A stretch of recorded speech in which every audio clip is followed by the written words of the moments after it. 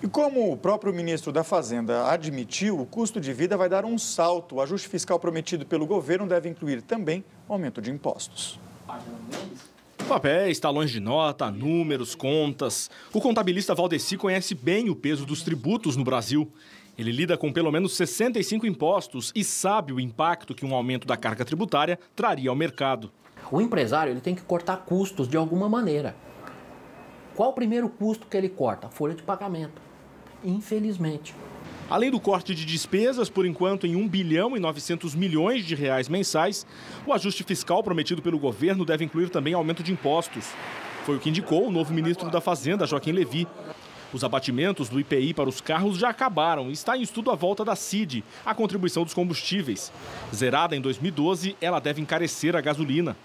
Outra medida em estudo é a unificação do cálculo do PIS e da COFINS, cobrados dos prestadores de serviço.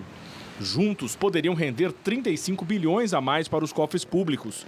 O plano do governo para aumentar a arrecadação pode incluir uma velha conhecida dos brasileiros. O ministro da Saúde, Arthur Quiorio, defendeu a criação de um novo imposto para financiar o setor, nos moldes da antiga CPMF.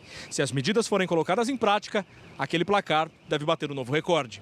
No ano passado, a arrecadação federal atingiu 1 trilhão e 800 milhões de reais. Se depender do contribuinte, esse valor não deveria mudar. Tem que baixar o imposto, não aumentar o imposto. O que a gente recebe de volta em relação aos impostos que a gente paga, eu acho absurdo. Este advogado especializado em questões tributárias diz que elevar a carga tributária não significa necessariamente aumentar as receitas. De um lado, o desestímulo às importações, o desestímulo ao consumo e, portanto, a redução da arrecadação. Ou, por outro lado, o estímulo ao contrabando ou o estímulo à atividade de sonegação fiscal, no sentido de que, a partir de um determinado momento, a carga tributária e a alíquota nominal é tão alta que o crime ou a inatividade compensa. Há espaço para mais imposto na sociedade brasileira, professor? Olha, eu acho pouco provável, né? Pouco provável porque, especialmente no momento que você tem economia estagnada, né? A carga tributária já é elevada. E o argumento que normalmente se usa, né, no caso da CPMF, não, mas é um imposto, né, destinado à saúde. A gente sabe que, na verdade, por esse critério, você teria que criar um imposto para a educação, outro imposto para a segurança.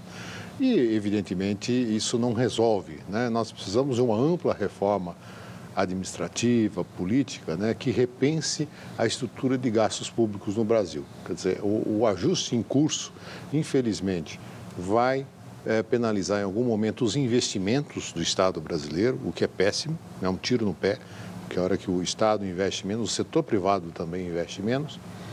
E infelizmente, é a prevalência do curto prazo, do improviso, do improviso em detrimento de uma estratégia de médio e longo prazo. É sempre bom lembrar que ajuste fiscal não é um fim em si mesmo. Ele tem que objetivar, recriar as condições para o crescimento da economia. Com o crescimento econômico, tudo fica mais fácil, né? Até porque o Estado normalmente arrecada mais num quadro de maior atividade econômica.